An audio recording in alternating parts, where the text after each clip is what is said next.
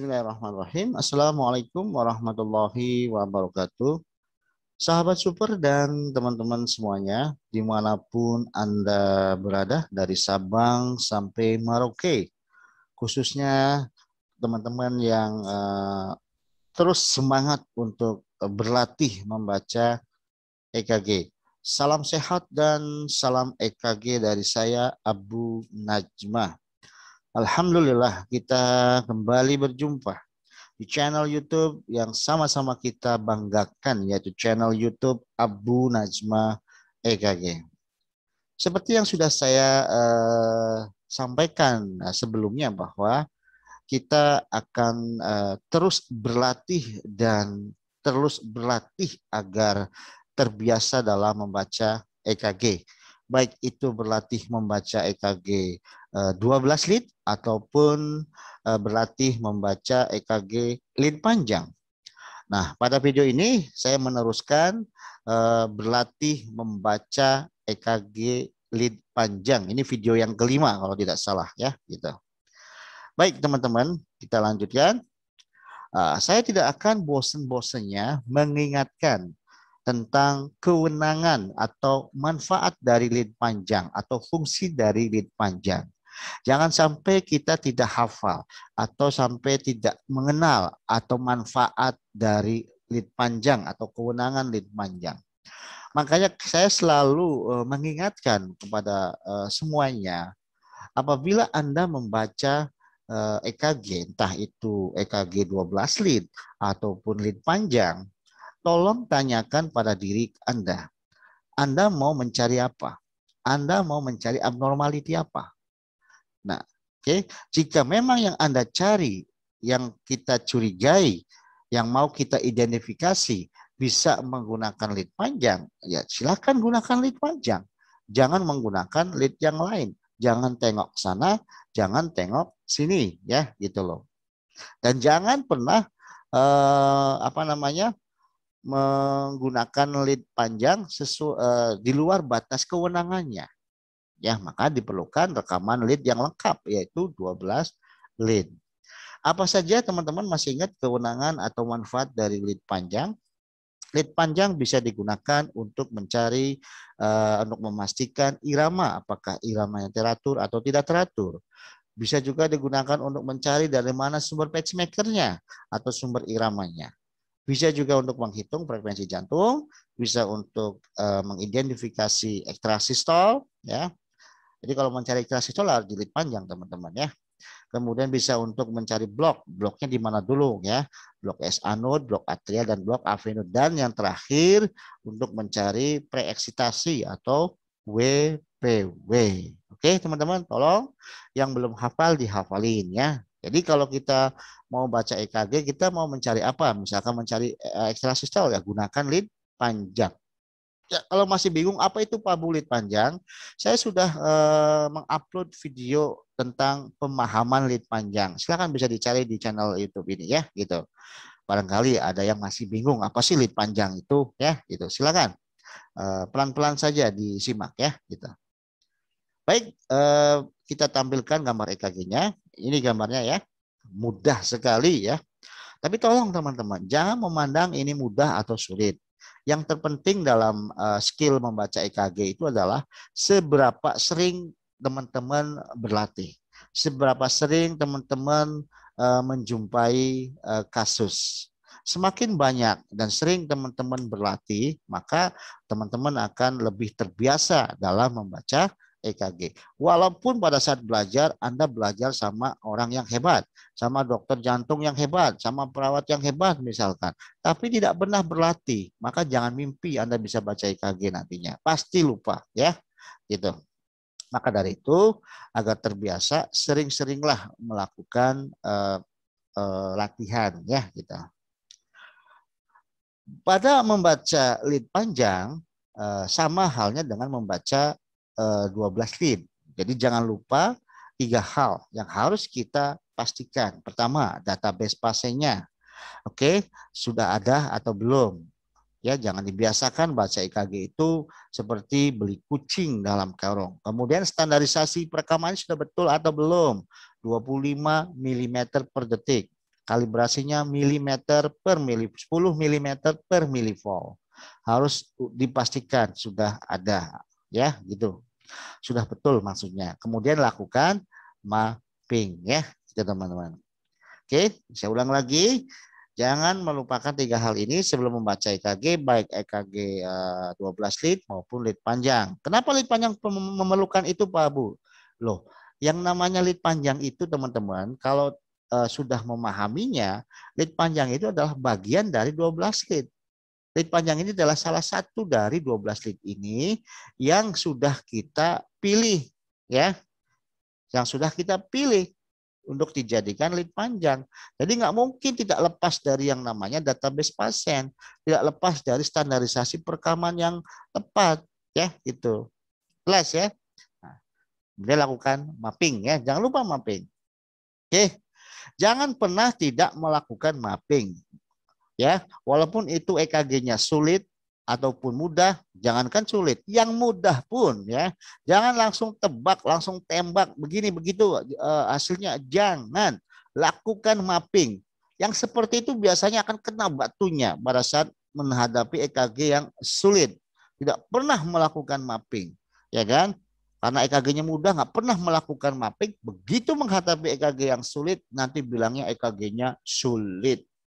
Aduh, ya, gitu. Makanya please, kalau memang teman-teman masih merasa masih belajar, masih pemula, belajarlah dengan baik dan benar. Salah satunya adalah lakukan mapping.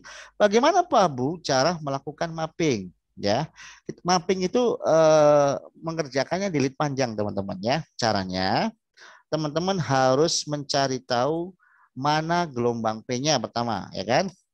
Kita cari ini gelombang P yang diikuti oleh kompleks CLS, ya kan? Ini gelombang P diikuti kompleks CLS, ya. Nah, kalau kita ukur jarak antara P dengan P, itu jaraknya sama, teman-teman. Hanya di sini, apa namanya, kita tidak menemukan adanya gelombang P. Ternyata ada something wrong di sini. Ada kompleks CLS yang tidak ada gelombang P-nya. Nanti kita cari, teman-teman. Nanti kita cari ada apakah ini. Oke, setelah mapping gelombang P, baru kita mapping kompleks CLS. Caranya, perhatikan saja dari sisi kiri ke sisi kanan, bentuk atau morfologi kompleks CLS-nya sama atau tidak. Kalau tidak ada yang sama, ada yang tidak sama maksud saya, tolong tandai, teman-teman. Oke, saya rasa ini bentuknya sama semuanya, ya, nggak ada yang aneh. Kemudian lebar atau sempit kompleks CLS-nya. Kalau kita lihat bersama, lebar kompleks CLS-nya tidak lebih dari 3 kotak kecil. Artinya masih sempit, ya, gitu. Setelah itu baru kita lakukan RR interval. Coba jarak antara R dengan R-nya sama tidak. Di sini awalnya sama, teman-teman. Oke, sama jaraknya. Nah, di sini nih, teman-teman. Kok tidak sama, ya, jaraknya, ya. Gitu loh. Tuh, ya kan? Oke. Di sini ada yang tidak sama. Oke.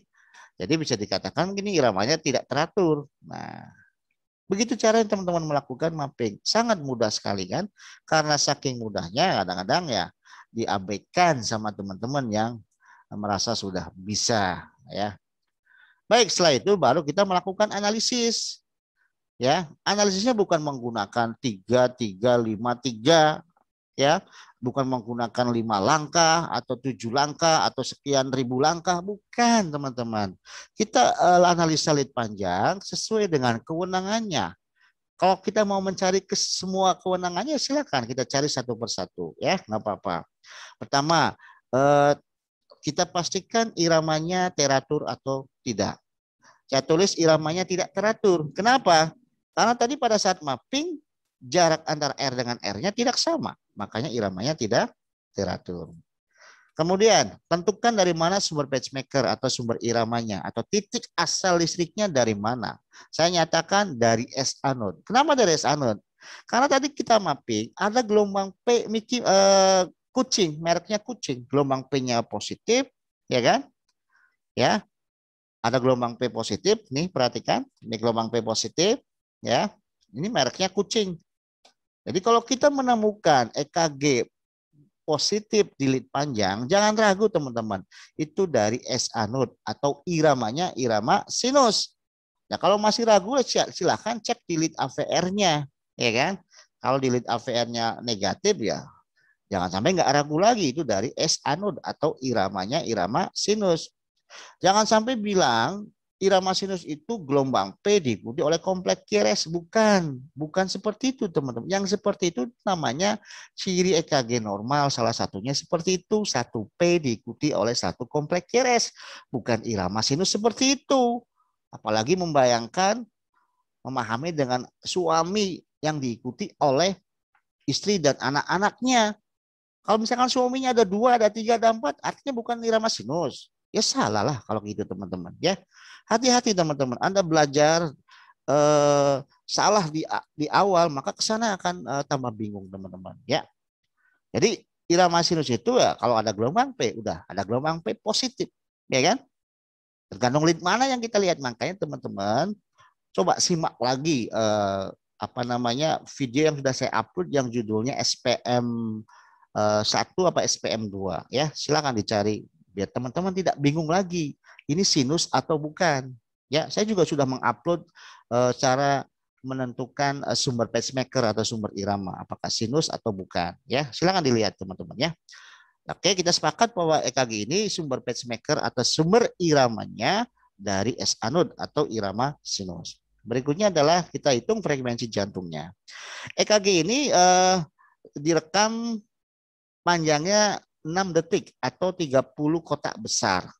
Jangan lupa teman-teman, 1 detik itu 5 kotak besar. Oke, 1 detik 5 kotak besar. Oke. Dari mana Pak Bu? 1 detik itu sama 5 kotak besar. Kan tadi di standarisasi perekaman speednya itu 25 mm per detik. 1 kotak besar sama dengan 5 kotak kecil atau 5 mm. Jadi kalau 25 mm berarti 5 kotak besar. Makanya 5 kotak besar sama dengan 1 detik. Jadi karena ini jumlahnya 6 detik, bisa kita gunakan rumus jala 6 detik. Ya. Oke, rumus jala 6 detik atau 30 kotak besar. Berapa ikannya di dalamnya? Berapa kompleks QRS di dalamnya? Ada 8. 8 kali 10. Makanya di sini tulisnya 80 kali per menit. Ingat teman-teman, kalau kita menghitung frekuensi jantung, apabila iramanya tidak teratur atau irregular, jangan menggunakan rumus kotak atau rumus kotak ya, rumus kotak besar atau rumus kotak kecil yang 1500 dibagi jumlah kotak kecil atau 300 dibagi jumlah kotak besar antara R dengan R. Jangan menggunakan rumus kotak kalau iramanya tidak teratur, tapi gunakanlah rumus jala ya. Rumus jala bisa jala 3 detik, 4 detik, 5 detik, 6 detik, tak terbatas. Jadi 6 detik itu bukan suatu patokan teman-teman. Kita sesuaikan saja dengan panjang lead panjangnya ada berapa detik ya kan. Karena ini ada 6 detik ya kita bisa gunakan 6 detik. Karena ada 8 kompleks QRS maka dikalikan 10. Boleh nggak Pak Bu kita gunakan 7 detik? Boleh, jangankan 7 detik. 10 detik, 11 detik, 1 jam pun juga boleh. Tapi pada saat dikalikan, jangan dikalikan dengan 10 semua. Ya, ingat itu. Kenapa tadi saya kalikan 10? Tadi kan yang saya gunakan adalah rumus jala 6 detik. Ya kan? 6 jala, rumus jala 6 detik. 10 dari mana? 60 detik dibagi 6. 10. Begitu. Kalau teman-teman pakai rumus jala 3 detik, dikalikan berapa nanti jumlah kompleks QRS-nya? 60 dibagi 3 berapa? 20. Jadi dikalikan 20. Jangan dikalikan 10 semuanya nanti. Ya, awas itu. Oke, saya rasa jelas ya. Oke, kemudian berikutnya kita cari ekstrasistol. Nah, kalau alumni saya pasti tidak bingung lagi. Karena sudah saya ajarkan, kalau iramanya teratur, ataupun tidak teratur, jangan lupa buka catatan kalau masih belum hafal. Ya, jadi baik irama teratur ataupun tidak teratur itu data penting teman-teman. Ya, jangan diabaikan. Kalau cuma hanya mencari irama teratur atau tidak teratur mudah sekali. ya kan? Tapi setelah ditemukan datanya, entah itu teratur atau tidak teratur, itu yang sangat penting gitu teman-teman. Jangan sampai harusnya iramanya teratur dibilang tidak teratur. Jangan sampai iramanya tidak teratur dibilang teratur. Jangan sampai ya gitu. Nah, kalau kita menemukan atau memastikan iramanya tidak teratur, what do you think? Ya, di catatan banyak sekali ya kalau irama yang tidak teratur, salah satu penyebabnya adalah ekstrasistol, ya kan? Artinya pada saat pengkajian ekstrasistol kita harus gunakan jurus pengkajian ekstrasistol. Tapi bukan berarti harus ada ekstrasistol, tidak. Kan sudah saya bilang tadi, salah satu penyebabnya adalah irama tidak teratur itu salah satu penyebabnya adalah ekstrasistol. Kalau memang tidak ada ya sudah jangan diada-adakan ya. Nah, pada EKG ini kan iramanya tidak teratur. Nah, kemungkinan besar ada ekstrasistol. Yuk kita cari menggunakan jurus pengkajian ekstrasistol. Caranya gimana Pak Bu? Caranya ya Caranya biasa kita mapping dulu mana gelombang P-nya ya. Ini gelombang P-nya. Oke. Ini gelombang P-nya. Aduh, wah muncul ya. Enggak apa-apa ya teman-teman ya. Ini gelombang P, ini gelombang P, gelombang P ya, ini gelombang P, gelombang P. Ya kan? Kemudian ini apa nih teman-teman yang di bit ke-6 ya. Yang di bit ke-6 itu apa nih? Ya. Yang di bit ke-6 itu apa teman-teman? Yang di bit ke-6 itu apa? Sebentar saya coba lagi ya. Kok ini nggak bisa ya?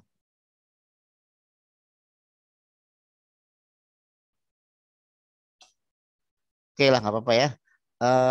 Teman-teman masih bisa melihat kursornya ya. Nah, ini kita mapping dulu ya. Ini gelombang P diikuti kompleks QRS, gelombang P diikuti kompleks QRS, gelombang P diikuti oleh kompleks QRS, gelombang P diikuti oleh kompleks QRS. Nah, ini kok tidak ada gelombang P? Coba kita bikin tanda, misalkan silang kayak tandanya atau bulat atau terserah bebas. Oke, ini juga sama kayak ini ya, gelombang P diikuti kompleks QRS, gelombang P diikuti oleh kompleks QRS. Nah, untuk mencari apakah ini yang kita lingkari tadi teman-teman di bit ke berapa ini? 1, 2, 3, 4, 5, 6 ya. Di bit ke-6 ada kompleks QRS yang tidak ada gelombang P-nya. Nanti kita kaji nih ada apa ini. Nah, siapa tahu penyebabnya adalah ini adalah ekstrasistol, teman-teman. Nah, untuk menentukan apakah ini ekstrasistol atau bukan, teman-teman ambil dua kompleks QRS yang bersebelahan. Yang asalnya dari sumber pacemaker yang sama. Jadi boleh kompleks QRS yang ini dengan yang ini. Ya kan? Ingat yang bersebelahan. Oke? Atau boleh ini dengan ini, boleh. Atau ini dengan ini, boleh. Yang penting sumber pacemakernya berasal dari asal yang sama, yaitu S anode. Misalkan kita ambil ini kompleks QRS yang ini, yang keempat dan kelima misalkan. Oke, coba ukur jaraknya berapa teman-teman? Kurang lebih 4 ya. 1, 2, 3, 4. Oke. Nah, mana yang kita curigai? Yang apakah ini? Ini kan yang bit ke-6. Seharusnya dari bit ke-5, dari kompleks QRS yang kelima, apabila tidak ada masalah, akan muncul lagi kompleks QRS setelah 4 kotak. Di sini kurang lebih. Kok muncul sebelumnya? Ini menandakan adanya ekstrasistol yang muncul secara prematur. Prematur dari mana Pak Bu ekstrasistolnya? Ya kita lihat saja. Ini kompleks QRS-nya sempit. Kalau sempit berarti dari atas ventrikel. Kalau dari atas ventrikel ekstrasistol ada dua kemungkinan. Bisa dari atrial, bisa dari avinode. Nah, cirinya bagaimana Pak Bu untuk membedakan keduanya? Makanya teman-teman harus pahami sumber pacemaker. Sudah lihat belum video yang SPM 1, SPM 2 sampai SPM 5? Lihat dulu baru latihan di sini ya, gitu. Oke, karena tidak ada gelombang P, kompleks QRS-nya masih sempit, berarti ini dari avinode, dari area junctional. Maka ditulis junctional ekstrasistol di bit ke-6 atau PJC, prematur junctional contraction di bit ke-6. Sudah ketemu ya. Baik, lanjut. Sekarang blok di mana dulu? Ya, di S anode tidak ada. Harusnya teman-teman kita kaji nih ya. Karena salah satu irama tidak teratur juga penyebabnya blok di S anode. ya. Karena untuk menyingkat waktu, percayalah bahwa di sini tidak ada blok di S anode. Untuk tahu ada tidak blok di S anode ya teman-teman harus hafal ciri-cirinya ya gitu loh. Kemudian blok di atrial juga salah satu penyebab irama jadi tidak teratur. Saya nyatakan tidak ada ya. Karena percayalah sama saya bahwa di sini tidak ada blok di atrial. Blok di atrial itu teman-teman ada gelombang P yang beda bentuknya, kemudian tidak diikuti oleh kompleks QRS, itu blok di atrial ya gitu. Tidak ada ya teman-teman.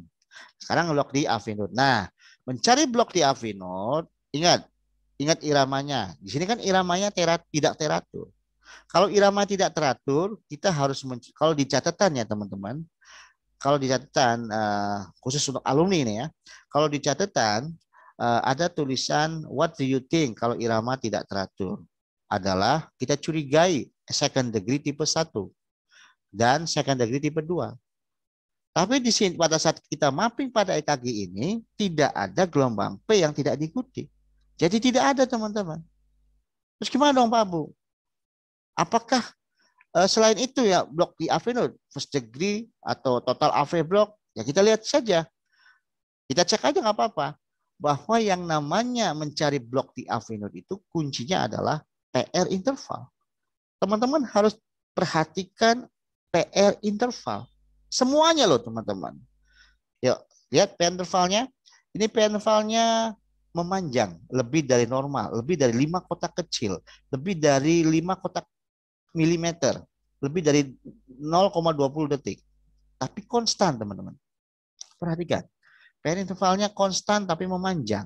Ini ciri khas bahwa apabila PR interval memanjang konstan, itu namanya first degree AV block. Makanya di sini saya tulis ya, blok di AV node ada, yaitu first degree AV block. Oke, teman-teman? Oke.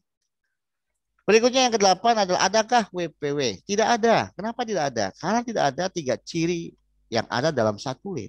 Apa ya aja Pak Bu? Pertama, PR interval yang pendek, kompleks QRS-nya tampak lebar karena adanya delta wave, kemudian ST segmen atau gelombang T-nya opposite defleksinya dengan kompleks QRS. Satu pun tidak ada. Harus ada 3-3-nya teman-teman. Karena tidak ada ya bisa kita pastikan EKG ini tidak ada WPW. Oke? Jadi WPW tidak ada. Nah, bagaimana cara menyimpulkannya, teman-teman? Kalau ingin menyimpulkan secara singkat, ya lead panjang ini ya kita cukup kelainan saja nggak apa-apa, teman-teman. Ditemukan adanya first degree AV block dan jazz di bit ke-6, boleh, oke?